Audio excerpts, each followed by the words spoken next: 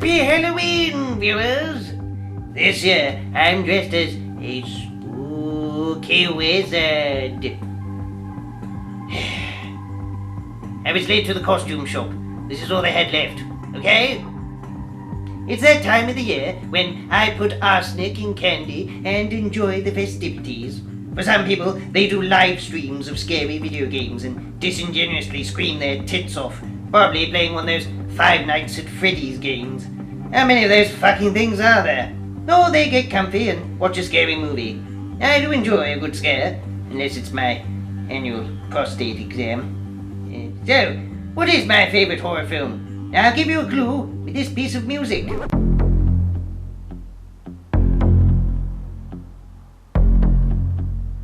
That's my jam right there, as the kids say. Yes, it's John Carpenter's The Thing.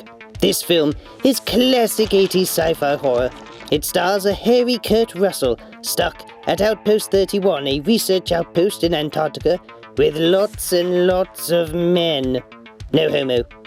It also stars a young Keith David before he went on to bigger and better things. Oh, I know it's pretty, baby. But I didn't take it out for air. And some random oxygen consumers. The movie really kicks off, though, when a shape-shifting alien joins their posse. The Thing has really cheesy but good practical effects. But the film really shines at creating an atmosphere of isolation and paranoia, especially the latter. You don't know who could be a shape-shifting alien ready to steal your skin and make you look like an action figure left in a microwave. I mean, how can you trust a man with testicles bursting out of his face? That's not a rhetorical question. I'd really like to know. Story-wise, it's not bad. Just a bunch of blue collars stationed at a research outpost in Antarctica, just south of bumblefuck nowhere. A research outpost that has flamethrowers for some reason. Mac wants the flamethrower. Mac wants the what? That's what he said. Now move! Maybe they have them to fend off penguins, I don't know. But it does add to that 80s action schlock value. Anyway, a crazed Norwegian from a nearby base shows up and starts shooting at a cute doggy-woggy. But Outpost 31 is full of PETA members, so they shoot him. The unsuspecting morons give their new canine buddy a home, or maybe they plan to eat him later on.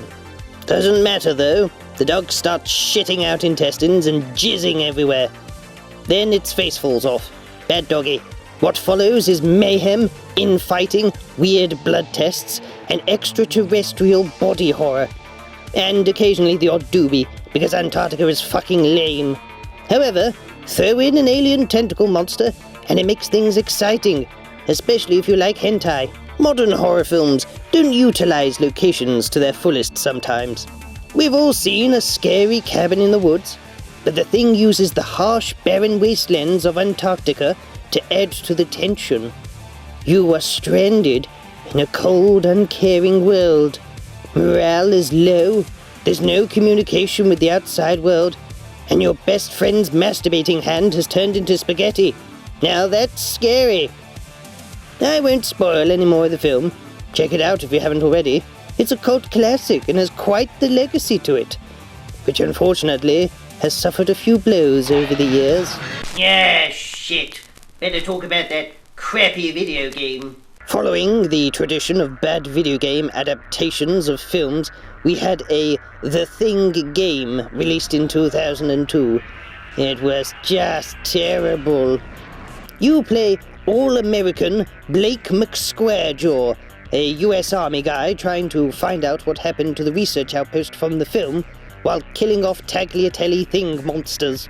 The game is a third-person shooter with team management and edge-of-your-seat fuse box puzzles.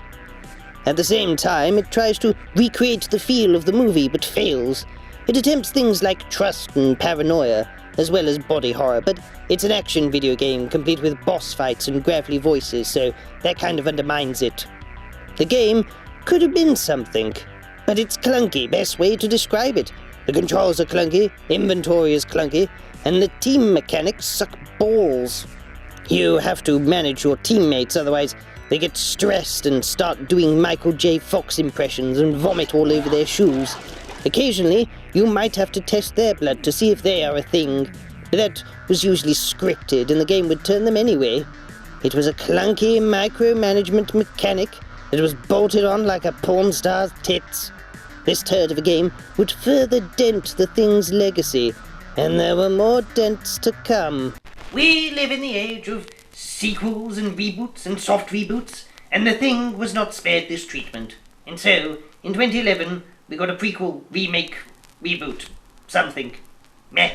The Thing 2011 stars Mary Elizabeth Winstead, which is a very British-sounding name.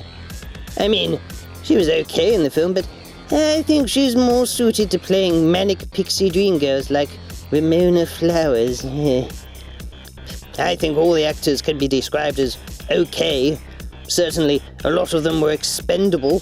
The problem with this Thing is it tries to tell the same story as the first movie, kind of, but as a prequel, which is just bizarre and lazy writing. It's pretty much the same events of the original, just set at the Norwegian base, which doesn't make much sense as a prequel. If the Thing is smart enough, it should know not to repeat the same mistakes as before. It kind of sullies the original. Worst of all, it tries to recreate the famous blood test sequence, but with a really lame version. Obviously, you can't repeat the iconic scene that's been parodied to death. So, how is the Thing tested? By looking at people's teeth for fillings, because the Thing can only replicate organic material. Even the characters point out flaws in the test. So I'm gonna get killed because I floss. Open your mouth! They're porcelain. Now, sure enough, it does have the body horror elements of the original, but at some point in post-production they ditched the practical effect look and went full computer-generated. That's why there's a big CGI monster fight at the end, like something out of a fucking video game. For all its attempts to do something different and at the same time something familiar, it just feels subpar. You might be wondering why I have such a fan boner for Johnny Carpenter and his Thing. I guess it stems from the fact he worked so hard on the film. John Carpenter is known for such classics like Halloween, and when the Thing was released in cinemas in 1982, it was considered a flop. And that rubber-faced wanker E.T. stole the box office. It would be many, many years later until the Thing would be considered a cult classic. The Thing was actually a remake itself of a crappy 1950s film called The Thing from Another World, which just had a guy in a rubber mask. However, The Thing was done in a time where remakes weren't a cash grab based on a popular franchise, and at least 30 years had passed. The Thing tried all sorts of cool practical effects, and the actors tried hard to convey fear and a range of emotions. John Carpenter and his crew worked really hard on this film, and unfortunately at the time, it didn't get the kudos it deserved.